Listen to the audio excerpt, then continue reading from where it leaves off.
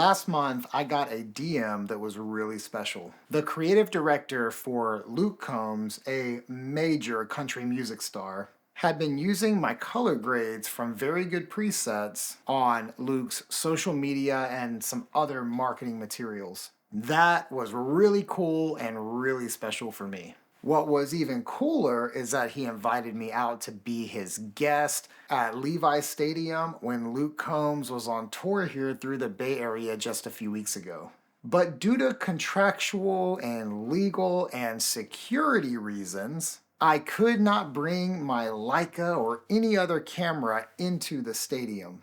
The only thing I could bring was my iPhone. And it was really special being backstage and seeing the whole production. And honestly, I wasn't that disappointed that I wasn't able to bring in an actual camera and only had my iPhone, because I have developed some practices with my iPhone that actually make me pretty happy with the photos that I get. And that is what I want to talk about with you on this video. So let's jump in and talk about how you can get the best photos you can using the default camera app.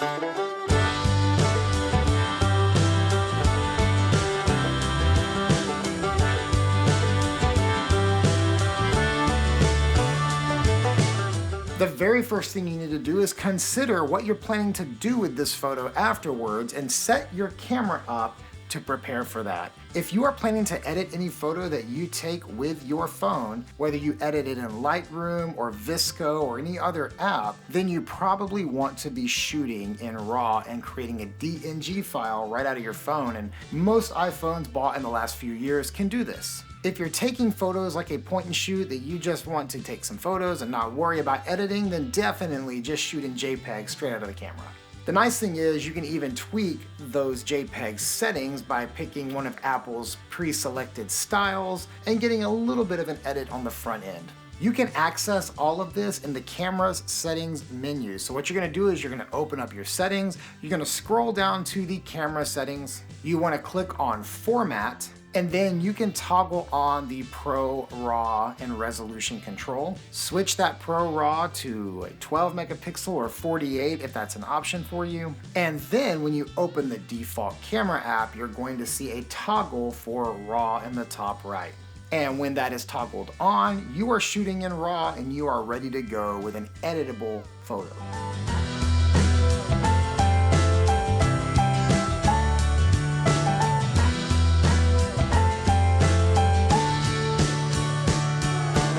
The next tip is to use the longest optical lens you have available. So I've got the iPhone 15 Pro. You see 3 lenses on the back, but what you're really seeing is the 0.5, the 1, and the 2, even though I have an option for 3 that is a digital zoom and it is not optical. So my longest optical lens is a 2, and that is the lens I'm going to use 90% of the time. The reason for that is you get a little bit of photographic compression, and that looks really good. The wider a shot is, the less compression you get and the smaller things shrink. And yes, the trade-off is that you get a nice wide shot, and in some scenarios you want a nice wide shot. But if you're trying to take some photos or portraits or even just some everyday lifestyle stuff, you're gonna find that your longest optical lens is just going to look better. All of the photos I've been showing you were taken with the 2, except for a few that were meant to look wide, which I took with the 1 at a concert like this.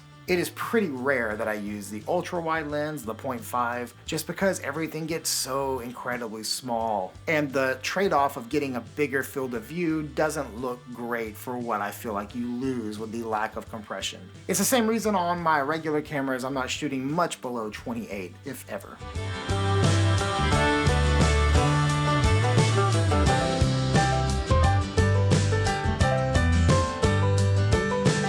Okay, this next one is probably one of the most important ones for serious iPhone photography, especially if you're shooting in RAW. You want to open up the dialog at the bottom of the camera using the little caret at the top. When you open that up, you're going to see some camera settings, and the one you want to go to is exposure compensation. It's a circle with a plus and a minus on it. Open that up, turn the exposure compensation down to -1, and you're gonna set it and forget it. Now, additionally, it's important to go to your camera settings in the Settings app, go to Preserve Settings, and be sure to toggle on Exposure Adjustments, because you want to set that -1 and never have to revisit it and just shoot all the time at -1 on the iPhone. The iPhone is notorious for overexposing images, especially raw. It's super easy to blow out your highlights. Shooting at -1 is safe, looks more natural, and doesn't risk you blowing out those highlights as you're taking photos. And let's hit pause for just a quick moment to say that if you are enjoying this video and this kind of information is helpful to you, be sure to subscribe to this channel. I post 2 videos a week unless something goes absolutely horribly wrong.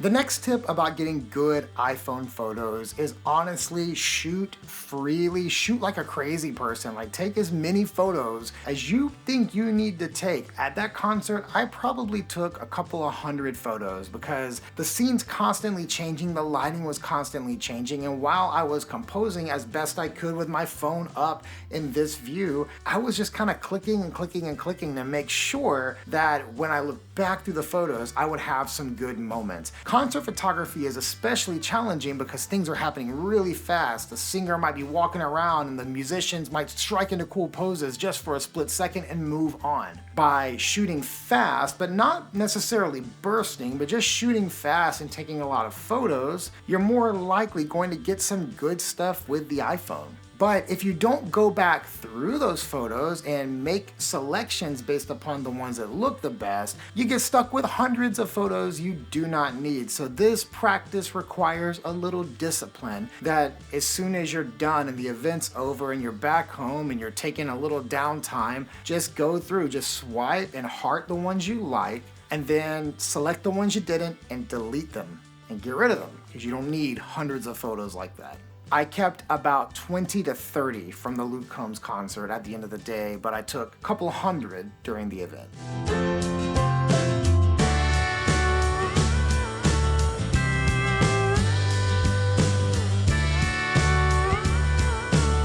And finally, let's talk about editing.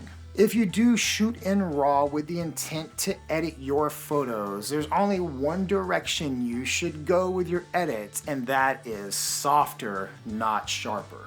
When you get into Lightroom or VSCO or any other editing app, do not add any sharpness, do not add any clarity, because the computational photography that is happening inside the iPhone is adding that stuff already, and it gives it this like unnatural digital look. Like, you know it's an iPhone because it's got this fake sharpening on it. Drag that stuff down and get it out of there. I typically will use more filmic looks on the iPhone and treat it kind of like an old school CCD camera. Even though it's not, I typically give it that little bit of a grungier look. The presets on Very Good Presets work incredible on the iPhone. And by the way, most of the presets on Very Good Presets have the clarity turned down to -10, if not more.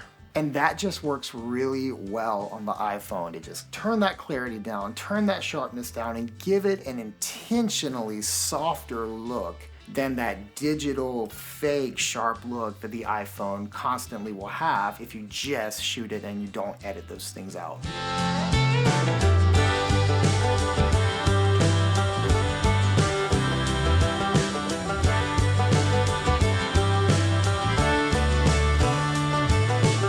You know, I gotta say, I'm really happy with the photos that I got on the iPhone at the Luke Combs concert. It was an honor to go. It was like such a great joy to be able to attend this event, this concert, meet Zach, the creative director, who I've linked below so you can check out his work, and just spend time getting to know him and hearing his story and seeing his operation, which was absolutely unreal. So a big thanks to Zach for having me out.